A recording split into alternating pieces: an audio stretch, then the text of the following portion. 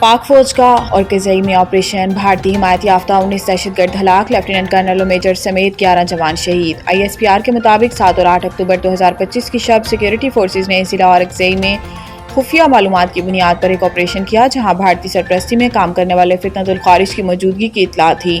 Operation کے دوران security forces کی مؤثر اور بروقت کارروائی سے 19 بھارتی حمایت یافتہ خوارج واصل جہنم ہوئے، تاہم شدید فائرنگ کے تبادلے میں لیفٹیننٹ کرنل جنید عارف اور ان کے نائب میجر طیب راحت نے جرأت و بہادری سے دشمن کا مقابلہ کرتے ہوئے جام شہادت نوش کیا۔ شہادت پانے والے لیفٹیننٹ کرنل جنید عارف راولپنڈی کے رہائشی اور عمر 39 سال تھی، جبکہ ان کے نائب میجر طیب راحت بھی راولپنڈی کے رہائشی اور عمر 33 سال تھی۔ لیفٹیننٹ کرنل اور میجر کے ساتھ مزید 9 جانباز سپاہی بھی وطن پر قربان ہو گئے۔ شہداء میں نائب صوبیدار اعظم خیبر، نائک عادل حسین کرم، نائک گل امیر ٹانک، لانس نائک شیر خان مردان، لانس نائک تالش فراز مانسہرہ، لانس نائک ارشاد حسین کرم، سپاہی طفیل خان مالاکنڈ، سپاہی عاقب علی ثوابی اور سپاہی محمد زاہد ٹانک شامل ہیں۔